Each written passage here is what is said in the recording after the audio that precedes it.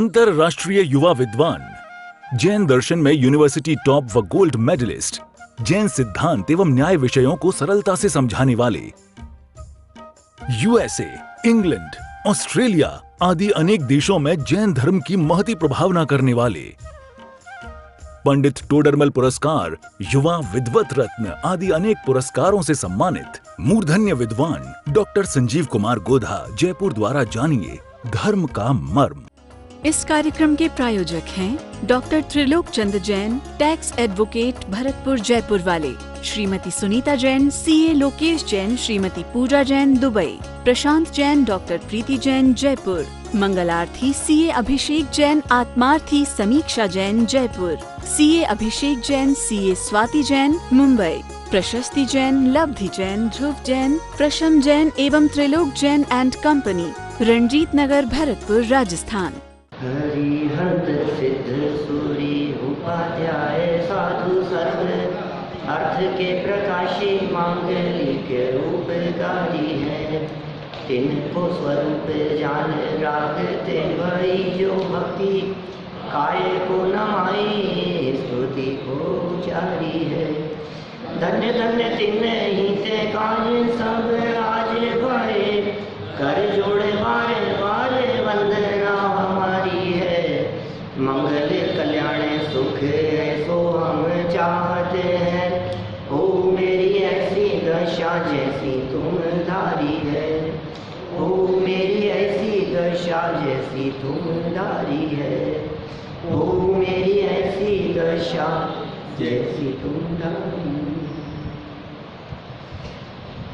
क्षत्र चूड़ामणि नामक इस ग्रंथ के आधार से जीवेंद्र कुमार ने यह स्वीकार कर लिया कि राजपुत्रों को हम विद्या सिखाएंगे, और यहाँ यह बात कही गई कि राजपुत्रों को विद्या सिखाने की उनकी यह बात उचित भी है, क्योंकि ये ऐसी विद्या है जो बिना किसी की इच्छा किए हुए सिखानी चाहिए। फिर कोई निवेदन करे तब तो सिखाना ही सिखाना चाहिए। माने ये अध्यात्म विद्या, संसार दुखों से पार होने वाली विद्या, संसार के दुख जिसके माध्यम से छूट जाएं, ये ऐसी विद्या ये सबको ही प्राप्त हो, ऐसी भावना होनी चाहिए। देखिए, लौकिक जीवन ये पढ़ रहे थे अपन, विशेषार्थ पढ़ा नहीं था अपन ने। 362 नंबर पेज पर विशेषार्थ माने विद्या दान की महिमा बता रहे हैं, ज्ञान दान की। 362 नंबर पेज है।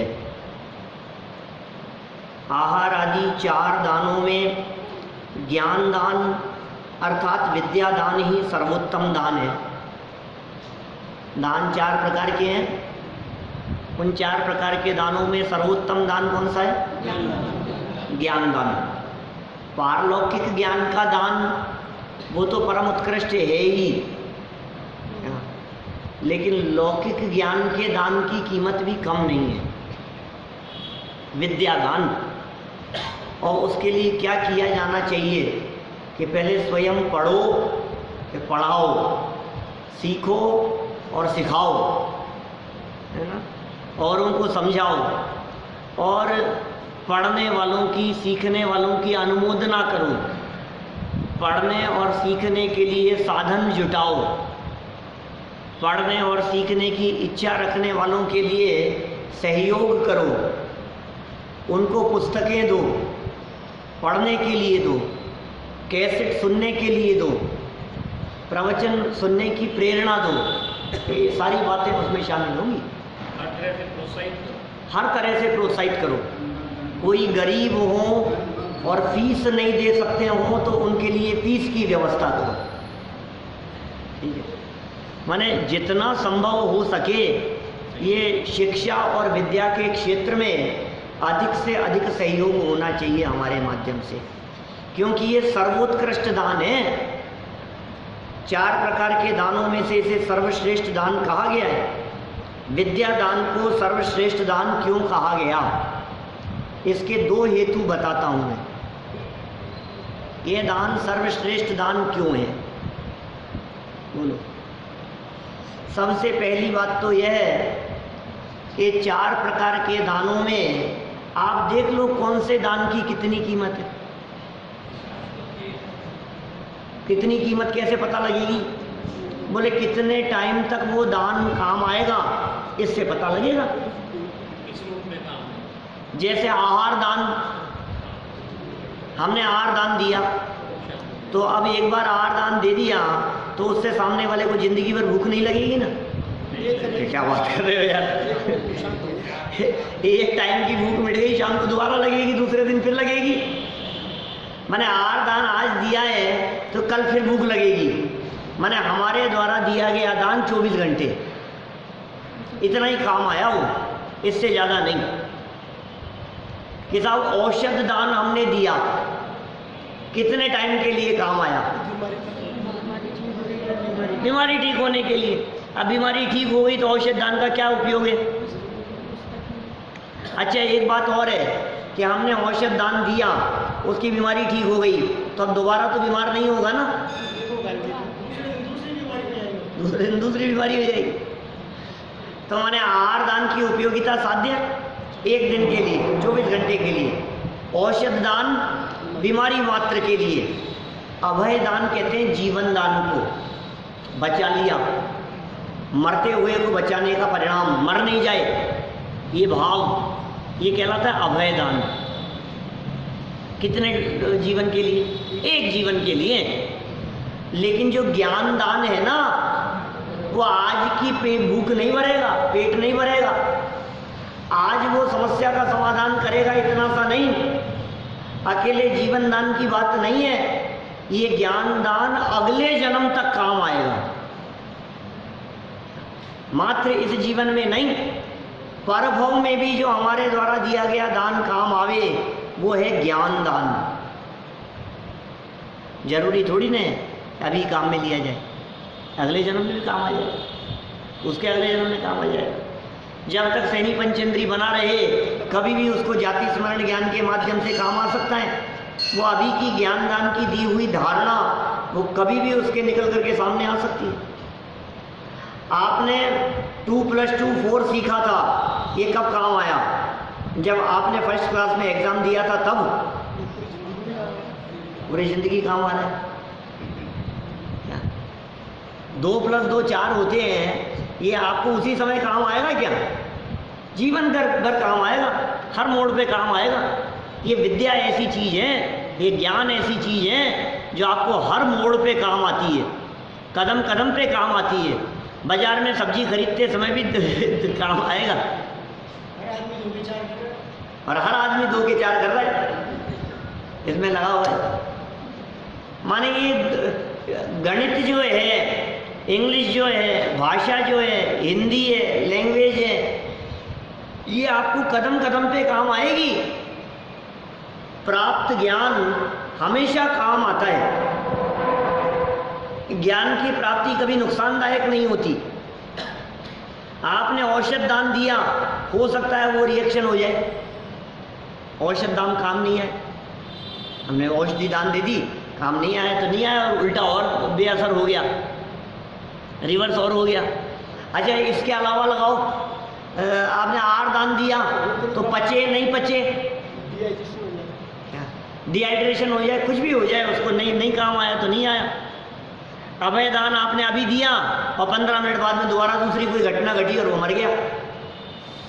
तो ये आहार दान, औषध दान, अभय दान, ये दान तो टेम्परेरी रिलीफ के लिए है, लेकिन ज्ञान दान का फल केवल ज्ञान का है। आपने ज्ञान दान, आप सोचो वो आचार्य कुंद के पूर्व भाव की घटना, कौंडेश से कुंद, कौंडेश नाम का ग्वाला था और जंगल में जलते हुए, आपको पता है क्या साहब, जंगल में जलते हुए उसने आग लगी हुई देखी और चारों तरफ लगी हुई आग में वो ग्वाला जंगल में था भैया। एक पेड़ उस जंगल में भी हरा भरा दिखाई दिया जो जल नहीं रहा था। उस ग्वाले ने ऐसा देखा, दौड़ करके वहां गया और उसने देखा कि ओह, यहाँ तो कोई शास्त्र रखा है उस पेड़ की कोटर में। कोई शास्त्र रखा हुआ है, ओहो ये शास्त्र की वजह से ये बचा हुआ है ये पेड़। अच्छा क्या करें भाई, जब आग बुझी रुकी, उस शास्त्र को अपने साथ में लिया। मैं तो अनपढ़ हूँ, मैं तो पढ़ना लिखना जानता नहीं हूँ, लेकिन किसी पढ़े लिखे व्यक्ति को मैं ये प्रदान करूँगा कि जिससे वो इसका उपयोग कर सके, पढ़ सके। ऐसा विचार कर उस ग्वाले ने वो ग्रंथ एक मुनिराज को भेंट दे दिया, किसी को भेंट दिया वो ग्रंथ उस ग्वाले ने। और पता है क्या हुआ, ये जो ज्ञान का दान दिया ना, शास्त्र जो भेंट दिया, शास्त्र जो दान में दिया, इसके फल में साध्य अगले जन्म में वही ग्वाला मरकर क्या बना, आचार्य कुंद कुंद। बोलो, वो आचार्य कुंद कुंद बन गया। हाँ सोचो, कुंद कुंद जैसे महान आचार्य, और ये जो पुण्य फलित हुआ भरत क्षेत्र के महान समर्थ आचार्य के रूप में, ये एक शास्त्र दान में देने की महिमा है। शास्त्र दान की इतनी महिमा है, ये ज्ञान दान का फल है। तो एक तो अर्थ ये हो गया कि सारे के सारे तीन दान, पैसा दान तो कोई दम ही नहीं है, पैसा दान तो क्या है, कहाँ बह गया, क्या हो गया। तीन प्रकार के जो दान है वो इस जन्म में काम आते हैं, और ज्ञान दान अगले जन्म में भी काम आता है। एक तो ये ज्ञान दान की महिमा हो गई, विद्या दान की महिमा हो गई। दूसरी महिमा सुनो, तीन प्रकार के जो दान थे ये शरीर से संबंध रखने वाले हैं, और जो ज्ञान दान है वो आत्मा से संबंध रखने वाला है। तीन प्रकार के दान दिए गए ये तो शरीर प्रभावित हुआ, और ज्ञान दान यदि दिया गया तो उससे आत्मा प्रभावित होता है। तो आप देख लो महिमा किसकी है, तो महिमा ज्ञान दान की है। इसलिए यहाँ इन्होंने कहा आहार आदि चार दानों में ज्ञान दान अर्थात विद्या दान ही सर्वोत्तम दान है। अरहंत से मोक्ष मार्ग का ज्ञान मिलने के कारण ही हम परमेष्ठियों में सर्वप्रथम अरहंत परमेष्ठी को नमस्कार करते हैं। बोलो आप 5 परमेष्ठियों में पहले अरहंतों को क्यों नमस्कार किया? बोलो साहब, जैन साहब। डायरेक्ट उपकार है। नमो अरिहंताणम क्यों बोला? सिद्ध बड़े होते हैं कि अरहंत बड़े होते हैं? बड़े तो सिद्ध होते हैं, अरहंतों को क्यों? बोलो अजय जी। अरहंत और सिद्ध, आचार्य, उपाध्याय, साधु, ये 5 है परमेष्ठी। आपने सिद्धों को नमस्कार पहले करना चाहिए क्योंकि वो ज़्यादा बड़े हैं, अरहंतों को बाद में होना चाहिए। फिर नमो अरिहंताणम पहले क्यों कहा?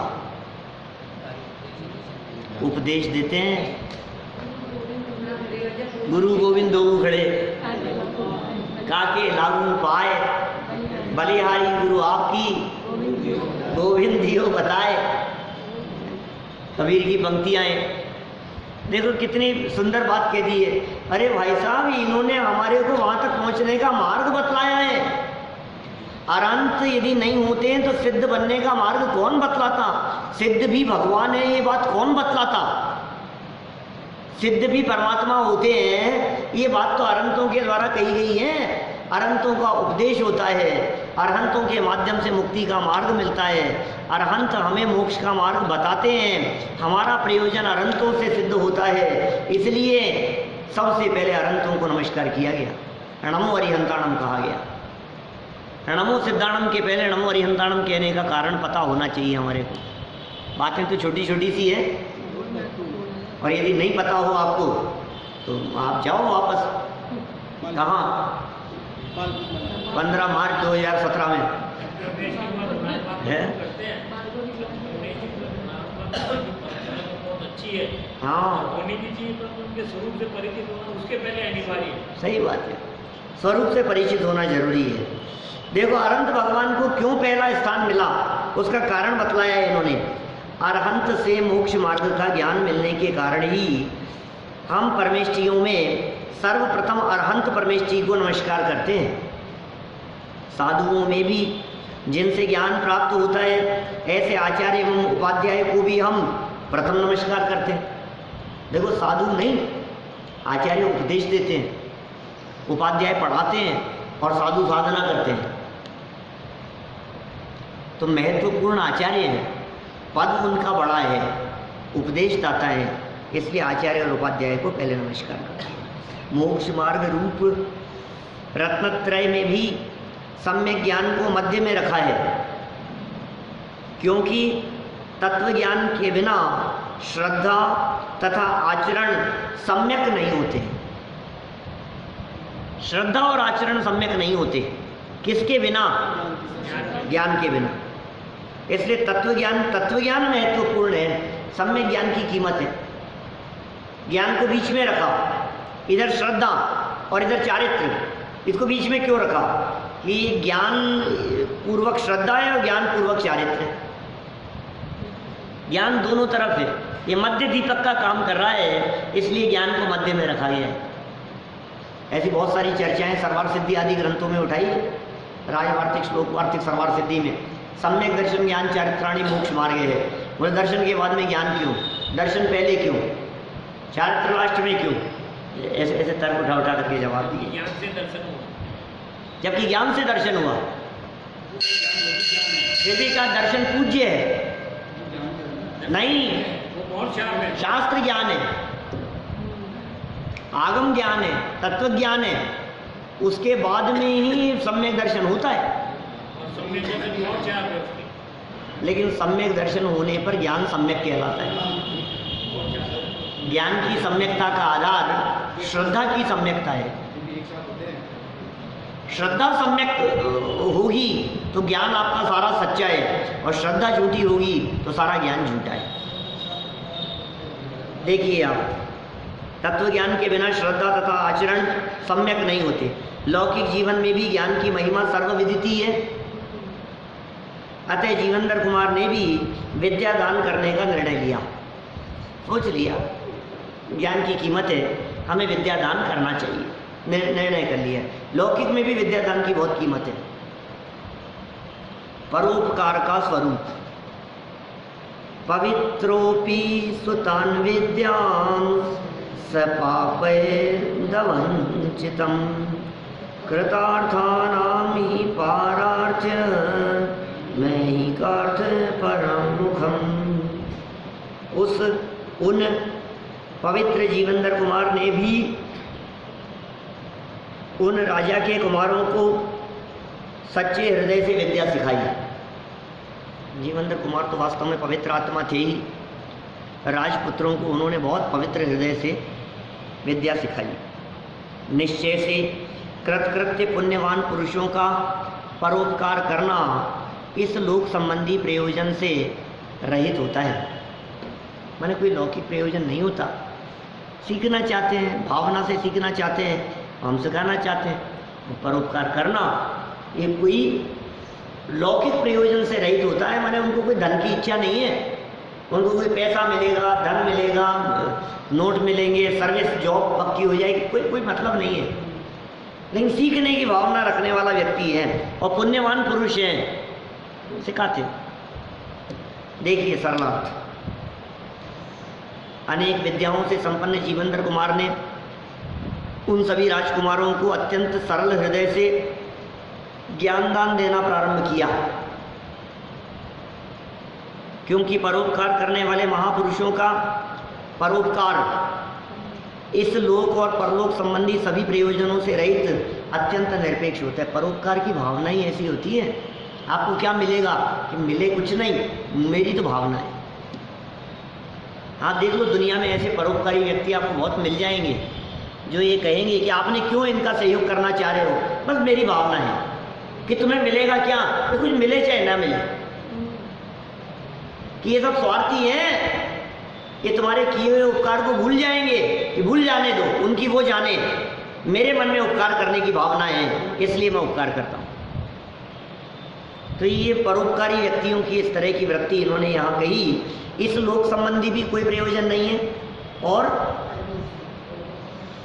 इस लोक के साथ में क्या, परलोक, तो इस लोक में कुछ मिलेगा या परलोक में कुछ मिलेगा, दोनों ही बातें उनके जीवन में नहीं है।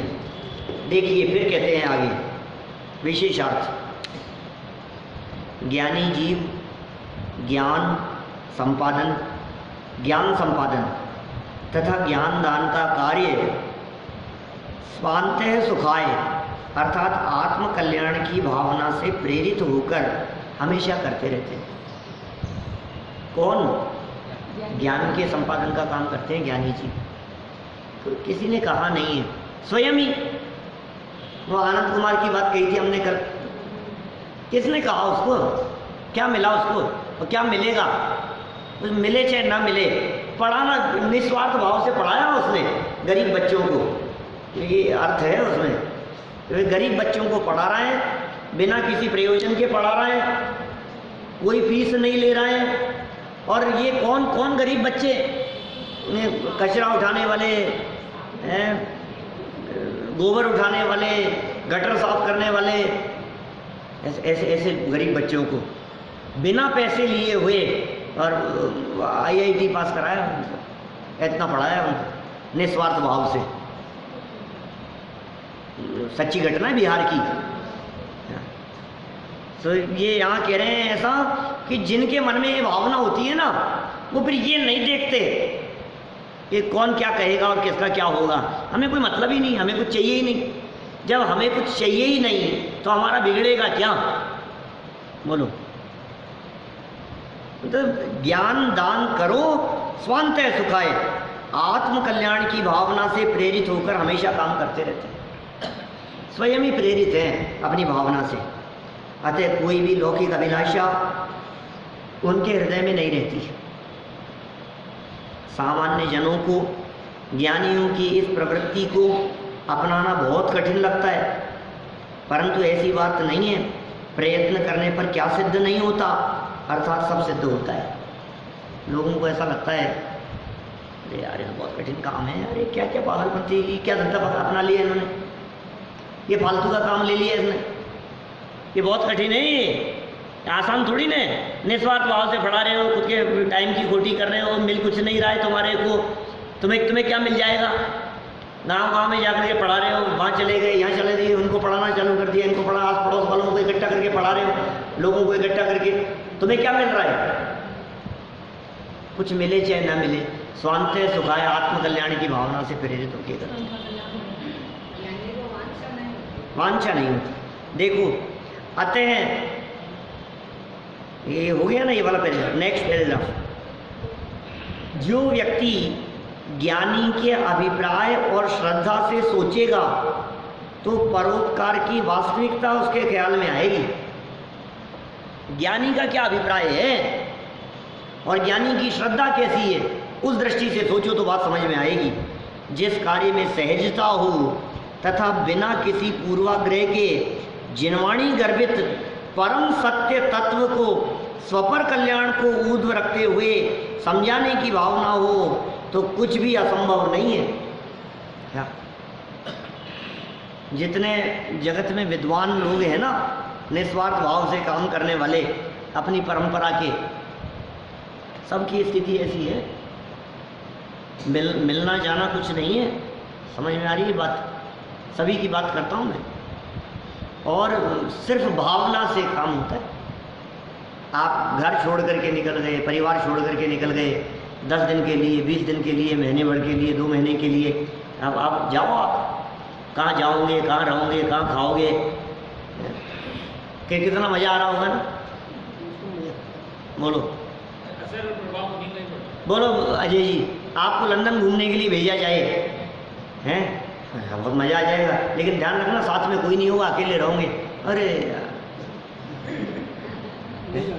क्यों मजा नहीं? क्या हुआ आपको? भावना से होता है। और आपसे ये कहा जाए जाओ घर घर जाकर के खाना खाना है तुम्हारे को, बोलो, पैसा तुम्हारे को मिलेगा नहीं, और जो होगा सो होगा, बोलो कौन कौन, और तुम्हारा बिजनेस कुछ ठप हो जाएगा, यहाँ काम कुछ होगा नहीं, नौकरी में होंगे तो नौकरी से छुट्टियाँ मिलेगी नहीं और जॉब छूट जाएगी, बोलो क्या करना है तैयार? अरे समझाने के लिए जाना तो बहुत दूर की बात है, यदि कुछ मिल रहा हो तो भी नहीं जाना चाहता। ये तो समझाने के लिए तुम्हें कुछ मिलना ही नहीं है क्या? अभी तुम्हारे को तीर्थंकर परमात्मा की दिव्य ध्वनि सुनने का ऑफर आया है, बोलो छोड़ो बिजनेस, छोड़ो काम धाम, छोड़ो घर गृहस्थी, और वहाँ कहीं दक्षिण भारत के अंदर कहीं उनके तीर्थंकर परमात्मा का समोपशरण लगा है और दिव्य ध्वनि खिल रही है, और कंफर्म है तीर्थंकर परमात्मा है। और 24वें तीर्थंकर का समोपशरण आया, मान लो 25वें का तो नहीं गए अपन, 24वें का लगा है, और आप उस जमाने में मौजूद थे। कौन कौन यहाँ से जयपुर छोड़ के जाने को तैयार है? कौन जाएगा यार? तो रोज चलते रहते हैं, कभी कहाँ और कभी कहाँ। बोलो कहाँ कहाँ जाएं बताओ? सब उस पूरी परंपरा में यही काम कर रहे हैं सब, पूरी परंपरा में सारे लोगों में। दादा को 70 साल हो गए व्याख्यान करते हुए, कल्पना कर सकते हो आप? 70 साल की उम्र नहीं है यहाँ लोगों की। एक आध कोई 2 लोग 3 लोग दिख रहे हैं जिनकी 70 होगी। बोलो आप, इतनी बड़ी सभा में 3 लोग हैं 70 साल की उम्र वाले, 4 मान लो, ये चारों जो ऊपर कुर्सी पर हैं इधर वाले माने 70 साल से प्रवचन कर रहे हो। आप कल्पना कर सकते हो उन्होंने क्या किया है, कितना काम किया है, उनका जीवन कहाँ बीता है, और मिला क्या उनको? कितने पैसे लिए उन्होंने? 1 रुपया नहीं लिया समाज से कभी अपने लिए। कितने विद्वान तैयार कर दिए? बोलो। चलो क्या क्या कह रहे हैं यहाँ पर भाई साहब? ये जो बात यदि आपको ख्याल में आएगी कि यार ये कर क्यों रहा है, इसको मिल क्या रहा है, कई लोग तो सोचेंगे कुछ ना कुछ तो बात है भाई साहब। ऐसे कौन करता है? ऐसे कौन करता है? ऐसे कौन जाता है? कोई ना कोई तो बात है, कुछ तो बात होगी, कुछ तो मिलता होगा जी, कुछ तो ऐसे थोड़ी नहीं सब। देखो ज्ञानियों की इस बात को ज्ञानी समझ सकता है क्या? अच्छा आपको क्या मिलता है जो यहाँ 2-2.5 घंटा बिता देते हो यहाँ मंदिर में? कई लोगों को ऐसा लगता होगा भाई साहब जरूर कुछ ना कुछ पैसे देते होंगे इनको वहाँ। ऐसे कौन जाता है भाई साहब? टाइम की खोटी कौन करता है? 2-2, 3-3 घंटा ऐसे जाए वहाँ जा रहे हैं मंदिर में जाकर के, जरूर इन लोगों को कोई ना कोई कुछ ना कुछ तो लालच होगा, हैं? तो मीठा जरूर है। और सुबह भी जा रहे हैं, शाम को भी जा रहे हैं, 2-2 टाइम जा कर के बैठ रहे हैं, और अपने दिन भर का 24 घंटे में से 4-4 घंटा वहाँ बिता रहे हैं, 5-5 घंटा। 24 घंटे में से 5 घंटा यदि कोई व्यक्ति दे रहा है और मिले कुछ नहीं, ये बात कुछ हजम नहीं होती। हाँ कोई जादू होगा, कुछ ना कुछ तो होगा। बोलो कैसा? अभी आपसे कहें यार ये रोजाना 5 घंटे के लिए वहाँ जाता है किसी भी व्यक्ति के बारे में, तो आप क्या कहोगे? रोज जाता है वहाँ, कुछ तो मिलता होगा। कोई आदमी अपने जीवन के 5 घंटे सुबह शाम के मिला करके दे रहा है, पूजन प्रवचन शाम को प्रवचन मिला करके यदि दे रहा है, यदि ये तो ऐसे कैसे दे रहा है इतना टाइम? और ये कहे कि नहीं 5 घंटे नहीं 5 दिन के लिए गए हुए हैं, तो फिर क्या कहोगे? ऐसे कैसे जाएगा यार? और आपको कहेगी नहीं ना 15 दिन के लिए गए हुए हैं अभी, फिर बोलो आप या तो घूमने के लिए जाए क्या, या बिजनेस के लिए जाए? दो ही प्रयोजन होते हैं, तीसरा कौन सा प्रयोजन है बताओ? या तो घूमने जाएगा या फिर बिजनेस के लिए जाएगा। अब आपको घूमने जाना नहीं है और आपको बिजनेस करना नहीं है, अब बतलाओ कौन कौन जाने को तैयार है? और जेब से पैसा और खर्च करना हो बोलो, अब बोलो आप अपनी तरफ से पैसा भी खर्च करना है आपको, और जाएंगे भी और मिलेगा कुछ नहीं, और घूमना फिरना कुछ नहीं, अब बोलो। और 2 आदमी कुछ भी सुना सकते हैं तुम्हारे को, वो और व्यवस्था बराबर ना मिले तो ना मिले, बोलो। और किसी के यहाँ भोजन करने के लिए जाओ आप तो मिर्च बहुत तेज मिले, और किसी के यहाँ जाओ तो खाने में मसाला ही नहीं हो, मिर्च ही नहीं हो, सब जगह का टेस्ट अलग अलग और गुजरातियों के बीच में जाओ तो मीठा सब्जी भी खाओ तो मीठी मिलेगी तुम्हारे को, दाल भी मीठी मिलेगी, शुगर डली हुई। बोलो, दक्षिण भारत के अंदर चले जाओ तो आपको गेहूं की रोटी ही ना मिले, चावल की रोटी मिल रही है। अब तुम क्या खाते हो और तुम्हें क्या खिला रहे हैं, तुम्हें क्या पसंद है और क्या बन रहा है। अब सोचो कैसी स्थिति होती है। ये कह रहे हैं भाई साहब फिर क्यों होता है, फिर क्यों करते हैं, फिर क्यों 10 लक्षण पर 500 विद्वान इधर से उधर जाते हैं, क्या है बात। भावना से होता है काम, कुल मिलाकर के बात ये दिल से होता है। उनको क्या मिल रहा है, उनके अंदर में क्या भावना है, ये उनकी वो ही जानते हैं। ज्ञानियों की श्रद्धा को और ज्ञानियों की भावना को, 2 शब्द दिए थे ना यहाँ, अभिप्राय और श्रद्धा। ये ज्ञानी का क्या अभिप्राय है और ज्ञानी की क्या श्रद्धा है, वो सोचेगा तो ही वास्तविकता ख्याल में आएगी, नहीं तो ये सोचता रहेगा यार ये कैसे हो सकता है। वो सोचेगा तो तुझे कुछ असंभव नहीं दिखाई देगा, नहीं तो सब असंभव दिखाई देता है। सोचो आप, ये तो मैंने ज्ञान दान की बात कही, इसके अलावा भी परोपकार की बात कही ना इन्होंने यहाँ, परोपकार की भावना से। अब परोपकार में ज्ञान दान मत लगाओ। कितने ही लोग ऐसे हैं दुनिया में जो बाढ़ पीड़ितों का सहयोग करने के लिए निकल जाते हैं। बोलो क्या मिलेगा, बोलो वहाँ जाकर के। उत्तराखंड में बाढ़ आई, अभी आई थी ना, 1-2 साल पहले बाढ़, कितनी खतरनाक बाढ़ थी। कितने लोग परोपकार की भावना से वहाँ निकल गए। पैसा कुछ नहीं मिलेगा, टाइम तुम्हें देना पड़ेगा, और बचाने के चक्कर में हो सकता है तुम खुद भी मर जाओ, ऐसा भी संभव है। उसके बावजूद भी घर छोड़कर, परिवार छोड़कर, पैसा छोड़कर, बिजनेस छोड़कर, काम धाम छोड़कर के कितने लोग सहयोग करने के लिए जाते हैं, और वहाँ अपनी जेब से पैसा भी खर्च करते हैं और सहयोग भी करते हैं। आपको कितने लोग ऐसे 2-4 तो मेरे आंखों के सामने घूम रहे हैं जो अस्पताल में जाकर के गरीबों का सहयोग करते हैं, मरीजों को देखते हैं, संभालते हैं। क्या मिल रहा है ये बताओ, क्या मिल रहा है उस परोपकार में? कि ये जो है ना, जो नहीं कर रहे हैं वो नहीं समझ सकते कि उनको क्या मिल रहा है। कुछ तो है अंदर में बात, लौकिक में कुछ नहीं मिल रहा, इस लोक और परलोक में कुछ करने मिलने की भावना नहीं है, लेकिन अंदर में जो संतुष्टि है और परोपकार की आंतरिक भावना है, उससे वो काम होता है। कोई जरूरी नहीं है ख्याति लाभ, मिले तो मिले और ना मिले तो ना मिले। ऐसे ऐसे लोग हमने देखे हैं। तो कहाँ की है वो घटना, वो बैजी है ना उधर केरल में, किधर कहाँ है, कोयम्बटूर साइड किधर है वो, कोई एक छोटा सा गांव है जमुई, उस गांव में ऐसे वैजी हैं साहब, बहुत तारीफ सुनी है हमने। और विदेशों से लोग आते हैं और वहाँ उस गांव में जाकर के और उनसे इलाज कराते हैं। और आयुर्वेदिक बहुत गहरे व्यक्ति हैं, और विदेशों से बहुत लोग वहाँ पहुँचते हैं अपने बीमारियों का इलाज कराने के लिए, लेकिन पैसा 1 रुपया भी नहीं लेते। बोलो। और उनसे ये निवेदन किया गया क्या कि बैजी साहब आप वहाँ चलो, इस शहर में आप चलो, हमारे कलकत्ता में चलो, यहाँ चलो, वहाँ बहुत लोग ऐसे हैं जिनको आपकी ज़रूरत है, इतने से गांव में क्या ज़रूरत है।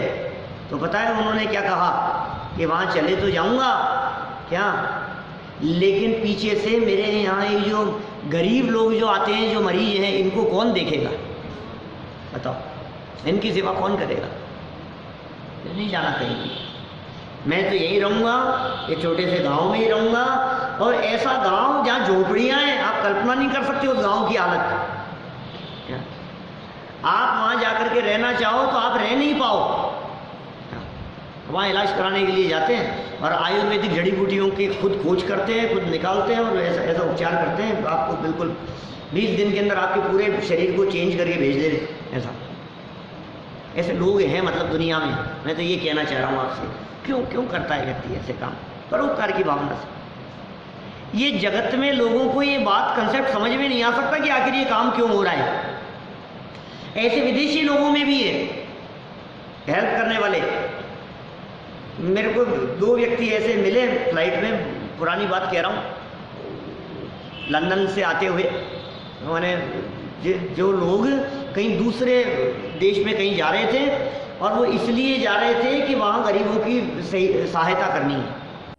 इस कार्यक्रम के प्रायोजक हैं doctor Trilok Chand Jain, tax advocate, Bharatpur Jaipur वाले, श्रीमती सुनीता जैन, सीए लोकेश जैन, श्रीमती पूजा जैन, दुबई, प्रशांत जैन, डॉक्टर प्रीति जैन, जयपुर, मंगलार्थी सीए अभिषेक जैन, आत्मार्थी समीक्षा जैन, जयपुर, सीए अभिषेक जैन, सीए स्वाति जैन, मुंबई, प्रशस्ति जैन, लब्धि जैन, ध्रुव जैन, प्रशम जैन एवं Trilok Jain and company, Ranjit Nagar, Bharatpur, Rajasthan.